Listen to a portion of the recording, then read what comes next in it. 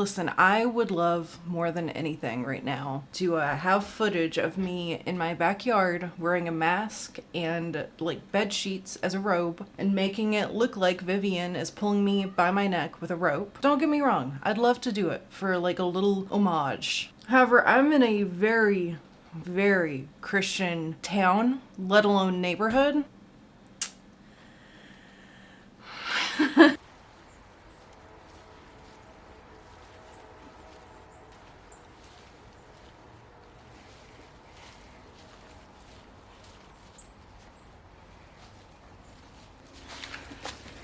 That's all you get.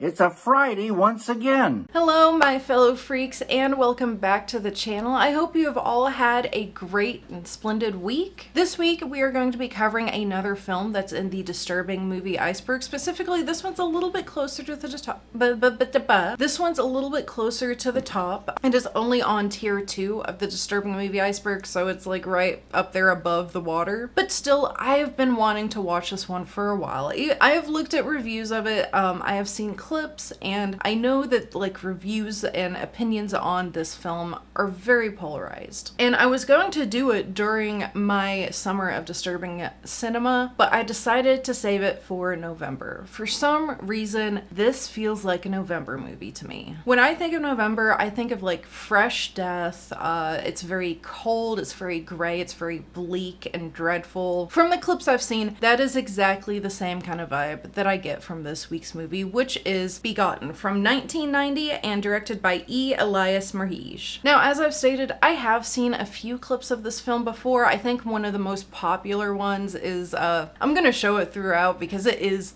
the most popular clip. I'd say there are a good chunk of people who have seen this clip but don't know it's from a movie called Begotten, and it's this the opening scene of God offing himself. And admittedly, it is a creepy scene. Like it's a good hook to people who like scary stuff, I think. But a lot of people only know Begotten from this opening clip because I think it was popular back in the day to share this clip around, but not like the full context. Does that make sense? Like just the scene. I don't know. Thankfully, I was a child that stayed away from knowing about this movie until basically I was in college, and I am so thankful for that, especially now that I've watched it. And listen, I knew going into it that this is just an art house picture. It's just like an artist's film. There's a lot of like symbology and deeper meanings happening in it. And I thought overall, like it was probably more than likely just gonna be boring. However, I was still like really anxious to watch this one. In fact, I was so anxious about it that I procrastinated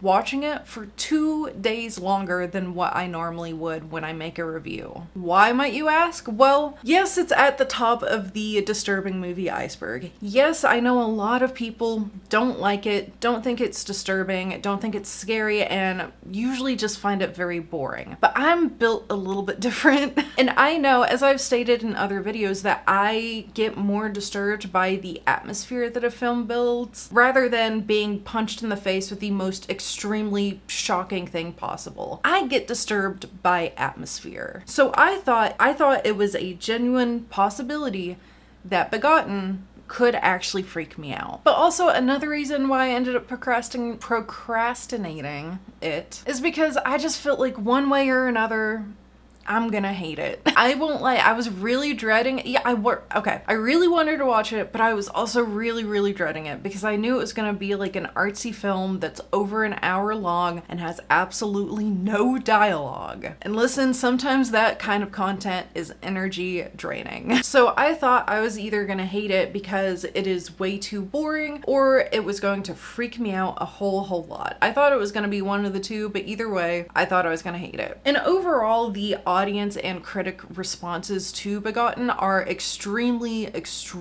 polarized. There are a lot of people who hate it, who find it very boring, but then there are a lot of other people who love this movie, who love the messages that Merhige had for this film, a lot of the symbolism and deeper meanings. So it's very rare to even find somebody who's in the middle ground about their opinion of this. But I think I am one of the middle ground people. I will admit, right here at the jump, I completely understand why people do not like this film. And I think it is very understandable reasons, which we are going to be getting into. So let's go ahead and start this discussion of E. Elias Merhige's Begotten. But first, if you are new here, hi, my name is STARGUTZZZ. Any kind of like crashing or loud noises or running, whatever that you might hear in the background, those are my cats. Also, my movie reviews tend to be more of a discussion of elements that I like or dislike about a film, rather than giving you this full play-by-play of everything that happens. This week's gonna be a little bit different though. I'll talk about it a little bit more in the synopsis, but this is a film where it's really hard to just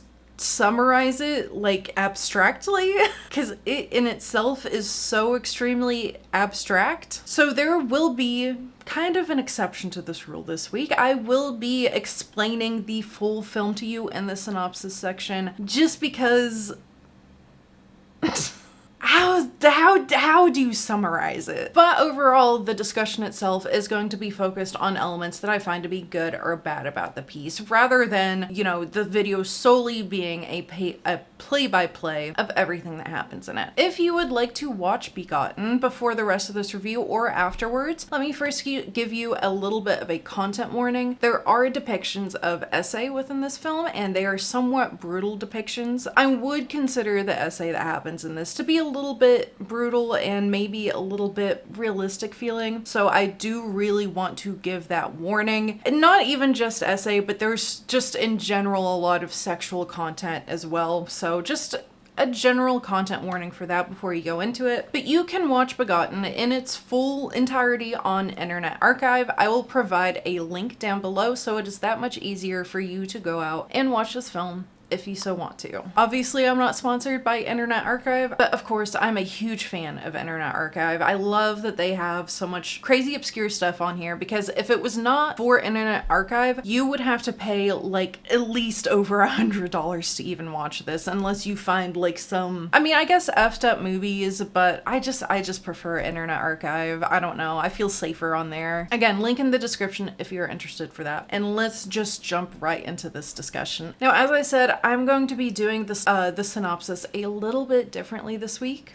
Typically what I do for the synopsis is I try to put it into my own words, what the film is about, and do it in a somewhat abstract way so that I'm not giving away any huge details, but perhaps trying to still hook you into watching it or giving you like the main gist of what's going on. With Begotten, that's kind of hard to do. There is absolutely no way that I would have ever gotten the narrative of Begotten entirely by myself. You need help to understand what Begotten is about. And if you say that you can watch Begotten and you've figured out entirely the full narrative all by yourself, all by your big boy self without any kind of help, I don't believe you. You are a pathological liar. So this week's synopsis will be read, don't cringe, this week's synopsis will be read through the plot description that is on Wikipedia. It is the best written one that I came across grammar-wise, while also just getting like straight to the point. This is your friendly reminder that yes, I know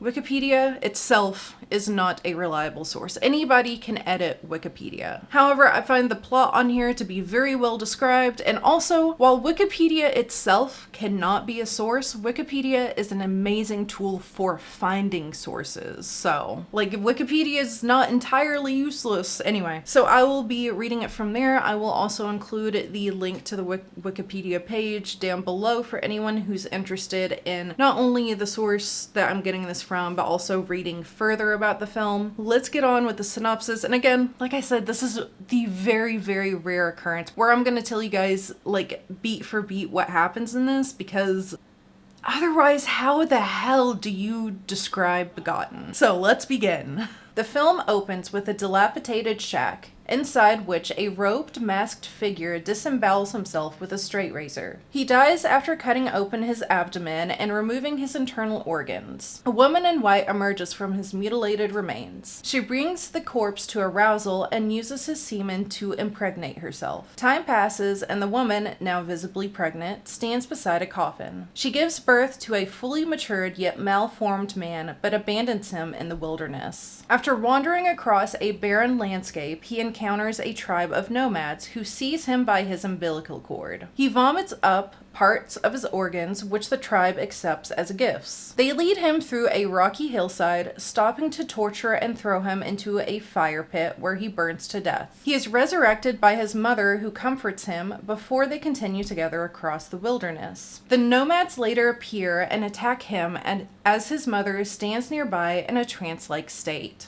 The nomads knock her to the ground before assaulting and murdering her, while her son lies injured nearby. As the nomads leave, several large robed figures arrive to carry her mutilated remains away. They travel to a gorge where they harvest mounds of clay into small jars. The robed men cut the mother's body into small pieces, crushing her bones and then placing them into the jars. With this act complete, they abduct and murder her son, repeating the same process and burying the jars into the crust of the earth. Over time, the burial site becomes lush with flowers and crops as a montage of photographs depicting the robed god is shown. And in the final scene, the mother and son appear wandering through a forest as the cycle begins again.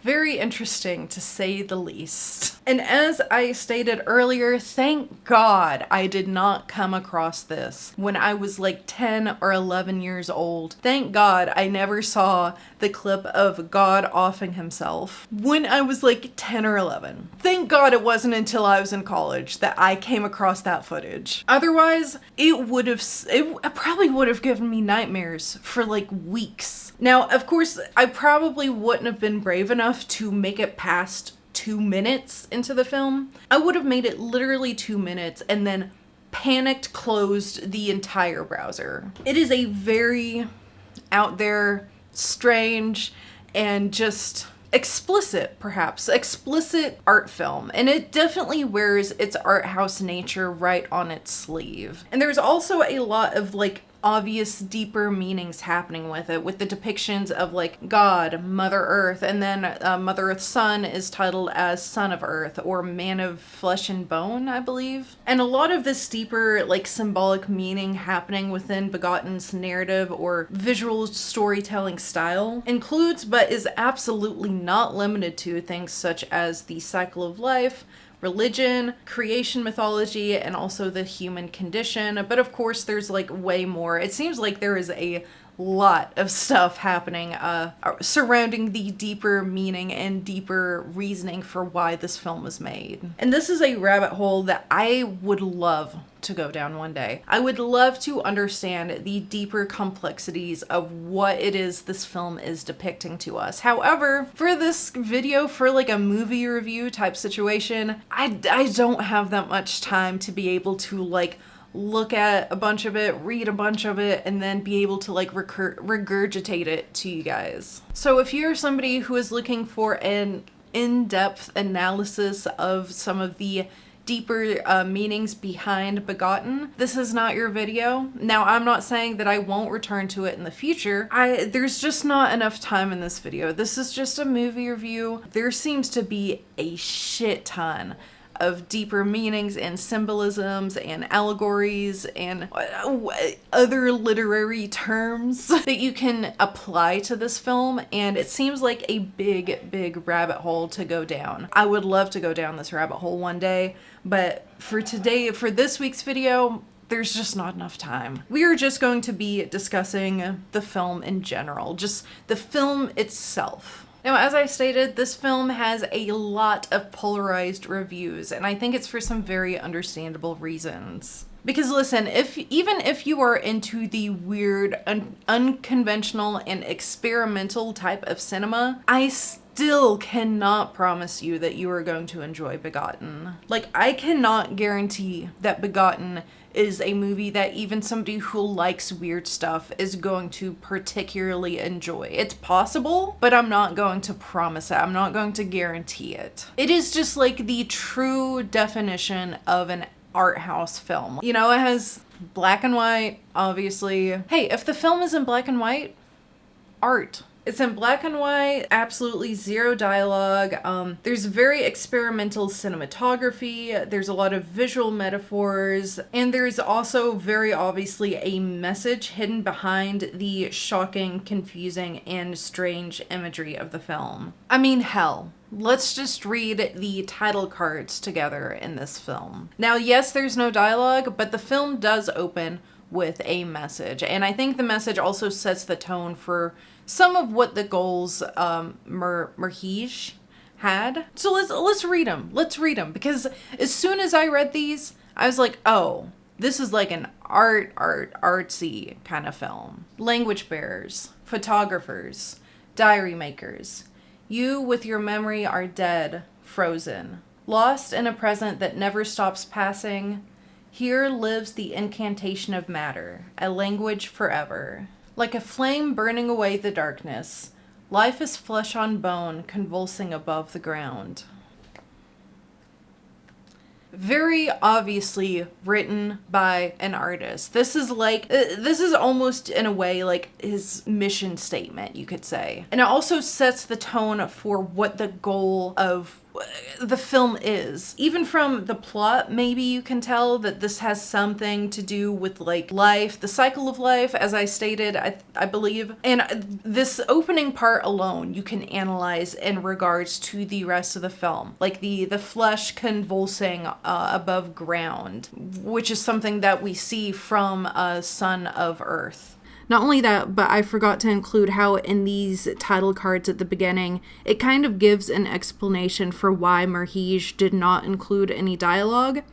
And that's because he wants his message to be able to surpass language barriers and be a language forever. So like, this shit is like artsy. This is like if your entire life is analyzing really abstract and avant-garde things. At least that's how I see it. This is made by an artist who is well-read, well-studied, and has a very serious message that he's trying to get across. So like, even if you like films such as Eraserhead or Tetsuo the Iron Man, I'm still not gonna guarantee that you are going to like Begotten. I have seen quite a few people call it pretentious because of its artistic nature. I can see it. I personally don't find it to be pretentious, but I can see how people can get that feeling from probably any art house film. Personally, I think it's fine. There are things that I do like about it, and there are things that I don't like about it. And I do believe that over time I could find a stronger appreciation for this film, especially, as I said, as I go down that rabbit hole of some of the deeper meanings behind why Merheej has created this piece, what his like message is. So because there are things that I do like about this and don't like about this, and it's not only a shorter film, but there's less for me to talk about because I'm a little bit unstudied on what specifically is being stated here. I'll go over why I have so much trouble understanding this myself. But I do want to start with the things that I didn't like about Begotten and then end it on a positive note with the things that I did like or appreciate about the film. So first of all, I am not going to argue with a single person who says that Begotten is boring, because they're kind of not wrong. Listen, yes, there are some things that I like about this, and I will go into them. But one of the things that I didn't like is how quiet it is. It is very boring. I can see how somebody could watch this and just immediately be bored. And let me tell you, it is extremely sleep-inducing. I wanted to fall asleep watching this movie. And honestly, if you are a goth girl, if you are like a morbid girl who sleeps with white noise, let me suggest watching Begotten to fall asleep at night. Because 80% of the time, the only noise that's happening are like crickets and then a very heavy humming or pounding of maybe a machine.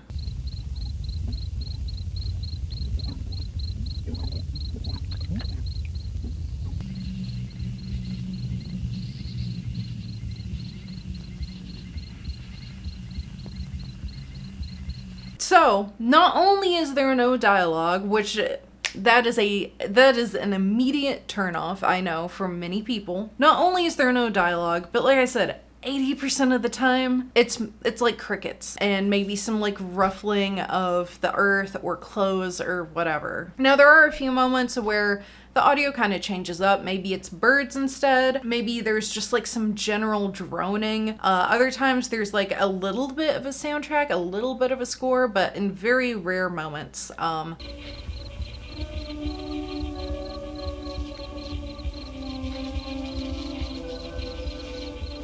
And of course, when things amplify, noises change. But I would say like a good 80% of the audio that you are listening to is just crickets. And although most of the imagery in Begotten is pretty disturbing and freaky to look at, I still found myself being more lulled to sleep by the film rather than feeling super discomforted or scared or fearful, perhaps. And it is mostly because of the audio, man. The audio just puts me right to sleep. And what definitely doesn't help is also some of the imagery itself. Now, yeah, there is some disturbing imagery, but there's also a lot of imagery that is so distorted and so confusing that you just don't know what's happening. You don't know what you're looking at. You don't know what's going on. When I first watched it and Mother Earth first abandoned her son in the wilderness, I was so confused. Now listen, this is gonna be a point that is a positive and a negative. The distortion of the film, for the most part, I do like the distortion, and the distortion aids to the film's eeriness and unsettling nature. And I do understand, if the source is credible, I do understand that it was very intentionally done by Murhige in order to replicate Hiroshima footage. It's the same reason why it's so quiet and why there's no dialogue or real audio happening. So like it all like makes sense why the contrast is so drastic, why it's so distorted. But there are moments where it's so extreme that it feels like you're just looking at random blobs of black and white. And so just seeing random blobs of black and white mixed in with crickets, I mean,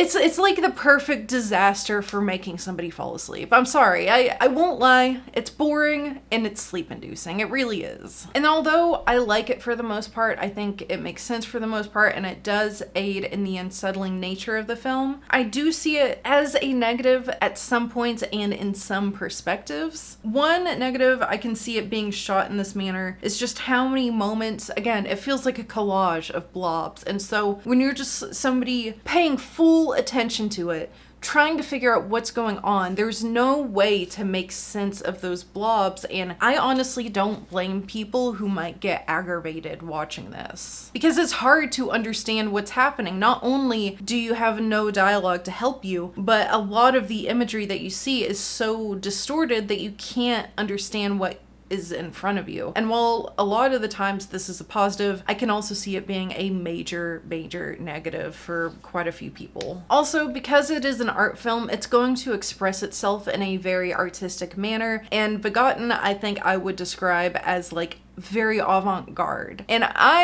have never been the best at avant-garde topics. If you are new here, hi, my name is STARGUTZZZ. I went to college, I studied English literature, literary theories, and what have yous. And the avant-garde has always been one of my weakest points. I always struggle with avant-garde stuff, and while watching Begotten, it reminded me so much of like avant-garde movements. Now, that in itself, it's not like a bad thing, but I'm saying that's the reason why I feel like I need help. I can't analyze this by myself, unfortunately. I'm big, stupid, doo-doo brain about Begotten. I need it explained to me. And here's the thing, with avant-garde stuff, sometimes I can get it explained to me exactly and I still have trouble with it. So I can't imagine the perspective of those who don't have any kind of background in literary theories or analyzing like weird or complex literary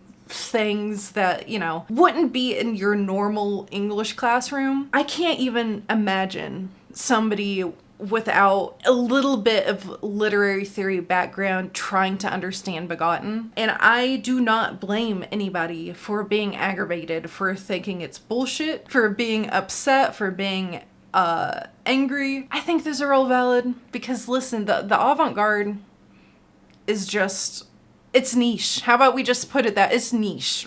Very, very niche. And I feel like a very particular like subset of people are really going to understand it. And I might not be one of those. However, despite its very heavy artistic tones and themes, I do think Begotten still succeeds from a horror perspective, like really well. You know, I feel like there's no denying that the first time somebody comes across that opening scene of God offing himself, I want to know how many of you in my audience, put it in the comments down below, how many of you have seen the opening clip of Begotten completely out of context in the past, and how did it make you feel? Because I think for a lot of people who come across that, especially with no context of what it's from, there's going to be a very intense feeling of discomfort, unease, fear, confusion, possibly even like dread. There is a lot of dark, bleak. It's not just that opening scene. There is a lot of dark and bleak imagery used throughout the entirety of Begotten. Although I will say the opening scene might be one of the best. And with not only the imagery, but how distorted it is, the way the audio is, where it's just the crickets, we don't get any kind of dialogue or explanations of what's in front of us. It really aids to this cursed aura that the film has. Like, there is a cursed energy kind of surrounding Begotten, at least in my opinion, when I, watch it. So much so that there are moments in the film itself that, like, now granted, this came out way before the Japanese or American Ring. I know that. But there are quite a few moments in this where there's footage that just, it reminds me of imagery that would be in one of the Ring tapes. Like very distorted, unsettling, ominous imagery that feels like it is directly off of a videotape that is cursed and is going to kill you. Begotten, to me, feels like the closest thing to like a real existing Ring tape. As silly as that sounds. If I were to have ever watched Begotten completely blind, like I didn't know it was an art house picture, I didn't know where it came from, it just got shown to me and I didn't know anything about it, I would 100% believe this film is cursed. I would. Dude, the imagery in this, some of the ominous, dark, bleak things that are happening, it gives the energy of cursed. Like, if I didn't know that this was just an art film, I would be extremely concerned over the film's origins. And as I said before, the distortion of the footage, while it can, like, aggravate an audience, I do think that for the most part, it aids in how just unsettling and discomforting the film as a whole feels. You know, like there will be moments where you can barely make out what's in front of you, but then it lingers on a lot. So it will linger on something that maybe you don't understand at first, and then as it's still lingering on it, you're getting to spend more time with it and you're starting to realize what it is that you are watching. I didn't even realize until my second watch how graphic it is that Mother Earth does what she does at the beginning of this. How do I put it for YouTube safe terms? It took my second watch to realize the motions she was doing. However, I will say on my first watch, I knew exactly what that close-up was. But it wasn't until my second watch that I realized the specifics of what was happening in that scene. And that's when the distortion of it can be like a little bit disturbing and gross, and like it can really make you feel uneasy. And I will not deny that I think Begotten does have disturbing imagery. Is it like in your face, a Serbian film, levels of shock? No. But I think it does have a lot of discomforting things happening in it. And a lot of the assaults in it are like incredibly brutal. Not just the assaults, but just the movements, like how jerky and inhuman some of the movements look, even though Son of Earth is supposed to be human. He doesn't move like a human. And as I said, the brutality of the assault shown. Mother Earth is assaulted, but I do want to note that like Son of Earth is also assaulted right before her, and just the way that it's shot and it's shown, and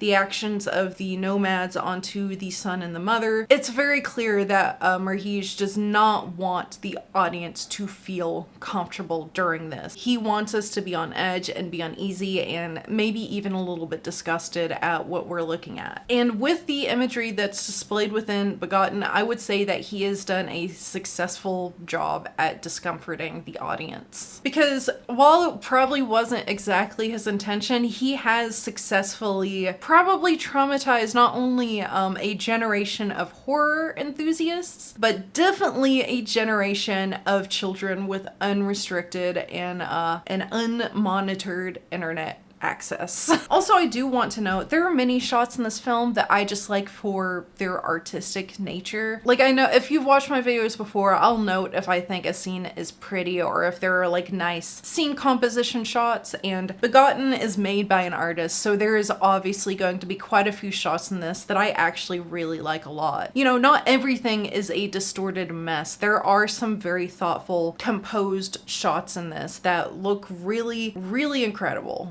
At least from an artistic perspective, like the visual appearance of it and the atmosphere that it's building. And as I said before, I am absolutely interested in jumping down the full rabbit hole of like understanding what Begotten is. Maybe I have failed as a reviewer for not researching it a little bit more before my review, but here's the thing. I have so much time to get a video done, and for this review, there's so much happening behind like the meaning of this film. I just don't know if I would have been able to like look at it all and regurgitate it and like, you know, like that goes into like a full-blown video essay of analyzing what's happening in it. And I'm extremely interested in fully understanding the ins and outs of Begotten's narrative and its message. And I hate that I can't exactly have the time to do it for a video to be able to share with other people, but it is something that I find really interesting, and it's something that I like. Probably this might be my favorite thing about Begotten, is that it's made with intention. I would go as far as to argue that it might be the only film on that iceberg that is made with so much thought and intention behind it, perhaps except Sallow. That's another one I can see it for. Yes, Begotten is on the disturbing movie iceberg, but it is not like shock value. It's not just pure shocks bullshit, you know? And so because of that, I feel like it really stands out in this disturbing genre because it's not just being random, shocking content for the viewer to digest. It's made with intention. There is a purpose and a message behind why Marhij has created this piece and what it means. Do I fully understand it right now?